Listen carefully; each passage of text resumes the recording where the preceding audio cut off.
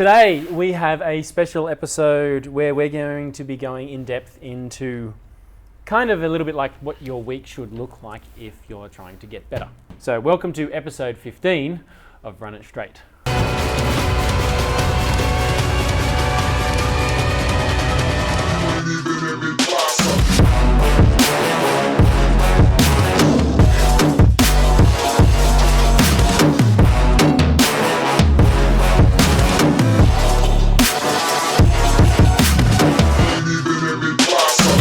Chris, what am I writing? My brain's not working right now at all. Shh! Quiet, bird. Fly away.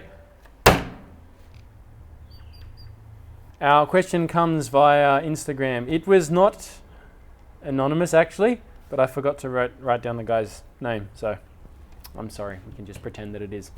As a back rower, what training drills besides cardio could I do to improve my game, especially if I'm training on my own most of the time? Chris? Where to start? Yeah. Well, let's start with training on my own most of the time. Ball handling stuff. Yeah, that's easy. Are we telling them what actual drills? Well, okay, so what are the qualities that we are trying to train with the drills that you would be giving him? Your grip, so your close quarter skills, being able to offload with the ball in one hand in any direction. So forehand, backhand, offloads, backhand. high, low. That's right. We've got something that we give all the boys called literally called the ball handling flow. And there's a whole series of these. You know what, we'll actually put a link to that because that video needs to go up. We'll put a link to that. That would be much easier. Yeah, that would be much easier. So you can have a look at that drill. And so there's a whole bunch of different little drills that you can do that could take 5 to 10 minutes and you do it every single day. And right off the bat, that's going to improve your handling. Your change of grip in your palm. So one of the drills that we give some of the boys leading in towards the season is the switch, single switch, double switch, triple switch. So this is essentially, I'm not sure if this one is on the video that I put up, but essentially you're holding the ball in one hand, practicing palming with your other hand, changing the ball, and then switching it back is a single switch. And a double is when you move it across and then move it back again. And then a triple is obviously you move the ball 3 times before palming on each time. And whether you're just palming, an air palm to just get used to the movement, sometimes using a boxing bag, or if you've got a mate or even your dad that you can practice the drill so you've got something solid to push against, that's going to be useful. This drill, we had, I'm not going to mention his name, but we had one of the boys who had missed out on getting picked in some reps. He actually couldn't, for getting offloads, he had an absolutely terrible passing game. And he'll know who I'm talking about. I'm sure he'll give me a rib after this. But he went and spent a massive amount of time practicing all of his ball handling, practicing all of his offloads. Went back, trialed, made SG ball, and actually ended up having the best offload in that side and ended up becoming a real weapon because of the offload, and that was just because he practiced the stuff all the time. So we're talking about every day. It might be 5 minutes, 10 minutes, 15 minutes. Get used to handling the ball, get used to it in both hands, forehands, backhands, high, low. Anything to... Having a small hand is not an excuse. You can train the grip. Yeah. You just got to do it over and over and over again. That's right. So ball handling, practice the ball flow, practice the change of grip. Things that we've mentioned before, what can I do right now? Like you've mentioned here, besides cardio. Yes, we do mention you do need to get fitter, but we also mention, so we're going to mention it again, and we're going to mention it every single time until we can get it into your head. You need to be performing strength training. You need to get stronger. You need to get more powerful and more explosive. And you did mention how old you are, but there's a good chance you might need to put on a little bit of beef too. It's a contact sport. So you need to join a gym. You need to train. We would suggest find a strength coach, pay them to assess you, and then they can write a training program that's going to be appropriate for whatever stage you're at right now. You need to do speed work. You need to go down to a field and you need to actually do sprint sessions. And that's not the cardio conditioning that you were talking about. That's actual speed work. Yeah, big difference, longer rest periods, but also the running mechanics. So making sure that you're running correctly. Mm-hmm. You can do those on your own. So there's some knee-high drills that you can do. There's some running starts that you can do. and then you tie that into your actual sprint training. And there's a bunch of this stuff which is available. We have the internet and we have YouTube. Just get on there and look some of these things up. If you guys send in more questions, please keep sending the question. If you still got questions about this, we can get a little bit more detail with some of those, and maybe we can post up some links and things like that, okay? What else do we always say? Getting your nutrition, making sure that that's on point. And then the last little bit, which is the easiest, which everyone seems to skip, is the flexibility and mobility. I don't know how many boys we've had in the program. I had who I told you before, who I gave a lift home to the other day. And he was telling me, you know what, Joe, for the first time in 6 months, my knees don't ache all the time. I said, funny thing, what are you doing? He said, I'm stretching 2 to 3 times a day. Yeah, your knees aren't aching because there's something wrong. It's just because you're doing a lot of training, you're doing a lot of running, you're lifting, sprints, conditioning work, resistance work in the gym, power work. Things get tight. You need to stretch. If you don't, you will not be able to do the amount of work that you need to do to put yourself in front of particularly some of the talented kids. Yeah. Just to touch on the nutrition side of things. Yep. MyFitnessPal. So everyone always asks, what else can we do? If you're not using MyFitnessPal properly, that's very frustrating, because that is something you can do on your own. You guys don't realize how amazing a tool that actually is if it's used properly. And used properly means, I was checking one of the boys. He said, I've been tracking. And because we took his skin folds and he hadn't really lost any weight that week. And he said, I've been hitting my calorie targets. So I had a look at his phone. I'll tell you who this was afterwards. And looked at it and I said, what did you have for lunch? And he said, I had a Vegemite sandwich. So you probably know who this is now that I'm talking about you. And I looked in the app and he had 5 grams Vegemite. That was all he had logged for his Vegemite sandwich. But he had 2 sandwiches, so there was 4 pieces of bread. There was roughly about a teaspoon of butter that was spread on each of those.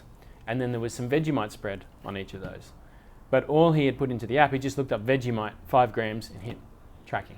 And so he comes in and he shows me, look, I'm supposed to be eating this many, I'm eating 400 calories less than that, and my body fat's not going down. Then we kept going and we looked, okay, what are you having at breakfast time? And so he's got in there 3 eggs. I'm like, good, okay. Did you have anything with the eggs? No, just the eggs. Okay. How did you cook them? Scramble. What did you put in the pan? And then he looked at me with a blank look and I said, what did you put in the pan so it doesn't stick? And I said, olive oil. Okay. I don't see olive oil in there. Oh, do I need to put that in? Yes, you need to put that in. How much olive oil? Turns out it was 3 tablespoons, which is a couple of 100 calories. And so that's what we mean by tracking properly. This is easily the best tool, the easiest tool, and it's free, guys. It's free. This used to cost like a ton to go and see a nutritionist and have them lay everything out for you, and you can't make those adjustments as you go along. With this thing you can. It's really, really easy. You just need to get good with your tracking. Was I reading something by, I think it was Lane Norton the other day, and he was referencing a study or a report that looked at underestimation of calories, and that the average person, when they track their food, underestimates between 30 and 70%. So the average person's having this is someone who's tracking is having 30 to 70% more calories than what they think, okay? And this is usually because they're not tracking in as much detail. And the same thing, you might have Vegemite sandwich. You put that in the app and there'll be 3 that'll pop up. One will be 100 calories, one will be 120, and then one will be 65. Everyone picks, the 65. Because, I'll pick the low one, that way I can eat more stuff. Not really the right way to go about it. Actually find what's the bread that you're using. Like if it's in the bag, scan the bag. Scan the Vegemite, do the math on yourself. Once you've done it once or twice, you know exactly what's in that, and you can do the same thing each time. So you get me started on nutrition. Well, we harp on about it so much, but it's so important, especially if you're looking to do extra training, extra work. If your nutrition's not right, your body's not going to be up for it. No. Simple as that. Yeah, look, it's the nutrition and the flexibility and the mobility thing. If they're not on point, all the extra work that you want to do, you're just going to break down. It's not going to work. You're going to get tired. Yep. The other thing you could probably add into that is sleep. Again, another boy on Monday that I was talking to, and he was saying, I'm feeling tired from a lot of the work. I think maybe I'm training too hard. And I asked him, and he's 16, and he's only sleeping 5.5 hours a day. Like, why? Why don't you go to bed at 9? Oh, well, I need from 9 until 10:30 to wind down and watch some Netflix and fart around on YouTube. So, no, you don't.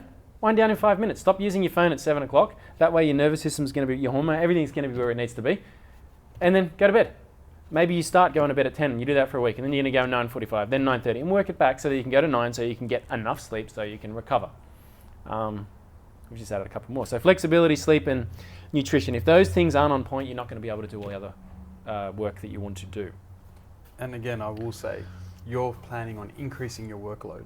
Yeah. What else can I do? So yeah. Yeah, so that's a must. Those three things. It's not an option, and they're all things you do on your own. Yeah, bingo. Now, what does this actually look like? So we're going to, like we said, today we're going through just one question because I wanted to go through this in a little bit more depth and outline. Okay, if someone's trying to, like, I want to do everything that I can over the next 6 weeks or 10 weeks or 12 weeks, what does that look like? What does a week actually look like? So this is the schedule of one of the boys who's working with us. So in the morning before school, they're getting in the gym and they're doing their strength work. Now it's upper body work. Of an afternoon, they're doing a field session. So they're going down the field and they're doing a speed session, which we talked about earlier. Then in the evening, they're doing some flexibility and mobility work. So foam rolling, trigger point, stretching, self-massage work, and about 15 minutes of skill work. So the ball handling stuff that we just talked about. That's on a Monday. On a Tuesday, they're going into the gym, they're doing strength work, they're doing lower body stuff. That's before school. Go to school. In the afternoon, they're doing a conditioning session. Now, there's a whole range of different ways than laying that out, but this particular kid, it's conditioning, it's at a field. So, there's suicides, coat hangers, 100s, 200s, that kind of stuff, okay? Stop-start drills. Then in the evening, again, flexibility, mobility, ball handling drills. So the flexibility, mobility is a staple. We're kind of doing that every day. So that's Tuesday. Wednesday's a light day. In the morning, flexibility, mobility, ball handling drills. In the afternoon, flexibility, mobility, ball handling drills. Starting to see a pattern, how important we see flexibility and mobility being. Thursday he's doing the same as Monday. Friday, he's doing the same as Tuesday. On a Saturday, in the morning, he's going to get up and that's his long, slow cardio day. So that's when he might go for a longer run. It could be 5 or 6 or 7 or 8, depending what level the kid's at, run. In the PM, he's doing a longer skill session. So maybe he's grabbing some mates going down the park and they're doing some tackle techniques, some offloading stuff, some line running, or whatever they see as what they need. Well, this is what he needs to be working on. Sunday is same as Wednesday. It's like a double recovery, flexibility, mobility day with your ball handling stuff in there. That roughly outlines what a week would look like. And you might say, well, there's a lot of work there. It's like, yeah, you want to get better, you got to do the work. There's no way around that. Now, does that mean that this needs to be the be all and end all of everything that you're doing? Absolutely not. A lot of kids will say, well, I don't have time to do all of that. And it's like, well, what are you using your time? We see their phones. We know the average kids. We're trying to get them under 5, but it'd be what, between 4 and 6 hours a day on their phone? At least. And so some shocking. A lot of them, yeah, there's some that are really bad, but they'll say, oh, well, I'm on the train. There's nothing else I can do. So I didn't realize it was illegal to do your study on the train. Because a lot of these kids will say, oh, when I get home, I've got to do 2 hours of study. I agree. Studies are important. But you're sitting on, and most of them, it's usually an hour 15 travel time from school until they get home. They get home, if they finish school at 3, 10 past 3, and they get home 4:15 or 4:30. You got to get to school, you got to get home from school. It's an hour there, an hour back. That's 2 hours study right there. Okay, so do not waste your time. But I can't study on the train. You can, you're making the choice not to. I can't study on the bus. You can, you're making the choice not to. If you know, the old, where there's a will, there's a way. Okay, so the time when you're on the bus and you look forward to that because you get to muck around with your mates and you get to do this, there's nothing wrong with that. That's absolutely fine. But if you're trying to get something more, if you're trying to get yourself to another level, you can't do what everyone else is doing. You've got to stand out. You've got to be different. So you've got to utilize that time more efficiently, more effectively. It's 24, same amount of time in a day that, you know, that Kobe Bryant or that Jeff Bezos or that Bill Gates or Apple, what was his name? Jobs. These people that accomplished amazing things, they had the same amount of time as you, but you're just choosing to waste it being a consumer of their products and other people's content that they're producing rather than you actually going out and getting it done yourself. There was a quote from Arnie. When you're out there partying, horsing around, someone out there at the same time is working hard, someone else is getting smarter, someone else is winning. Just remember that. And I think that really does sum up the mentality of if you want to achieve that sort of that 1%, you've got to do what the 1% of people are doing, not what the 99% of people are doing. Okay, and working out that week, like we just mentioned, we've had kids that have been, what, 1 out of 10? Yep. And in 2 years, they've gone from a 1 out of 10 to a 7, a 7.5. Now, can't wait to see what they can do in another 2 years of doing that. They will get to a 9, to a 9.5, and they'll basically beat everyone, because that's the level of skill and athleticism development in the game is definitely not that high. That if you work at it, you will go past most people. Yeah. Well, the frustrating part, I just want to touch on that. Yeah. The frustrating part is you always ask us, or everyone always asks us, what more can we do? And when we tell them, they keep saying, well, I don't have enough time, or no one else is doing this, or, we're giving you the tools. Or isn't it a bit extreme? Or yeah, oh, exactly. Should they really be doing that at that age? Too much time into training, or is this? Yeah. So, basically, we are giving you the tools. If you want to be better than everyone else, you have to do things that other people don't do, like Joe said. Yeah. And someone that might be a bit more relatable to you rather than jobs or other people in that industry. Dwayne Johnson, The Rock. He always says, you need to outwork your competition. He will be the hardest worker in the room, and he makes sure that that's the case. Now, if you want to be at that level, if you want to be better, or the best, if you're striving to become the best person that you can be, you're going to have to do things that you're not comfortable doing. And everyone wants to, how do I put this? Everyone wants the best, but they don't want to put the effort in. It doesn't. Everyone wants to be a diamond, but no one wants to get cut. Exactly. This is, you want the results of that, but you don't want to do the work that leads to that. Yeah. Look, and you don't have to be there right now. This is the thing. There's some of these kids who simply tracking the food for them is massive, and that was something they wouldn't have done before, they wouldn't have thought about doing before, but they're doing it now. Okay, and then maybe in 3 months, it's, we've had kids that if we can get them to go out and go for a 2K jog twice a week, that is massively outside of their comfort zone. But the thing is that, this is your comfort zone and you do something out here. Pretty soon it expands. Okay, now we can take it a step further. That schedule that I just talked you through, we didn't just dump that on someone. That was someone who bit by bit, they've grown. And we've got someone who's doing that and a little bit more than that. But that it's a step-by-step expansion, getting outside of what you're used to doing and what the people around. Because what you start doing a lot of this, even mum and dad, I think you're going a little bit overboard. This is what you're going to have to expect, and people are going to tell you that thing. But again, if you want something outside of the norm, that's what you're going to have to do, something outside of the norm to get it. Okay. Just to throw something else in there. Yeah. People have had this work schedule whilst in year 12, and they got a really impressive score at the end as well. Yep. So we've being had people in year 12 is also not an excuse. Yeah, we've had people that have gotten into law. We've had people that training this hard have gotten into law, have gotten into medicine.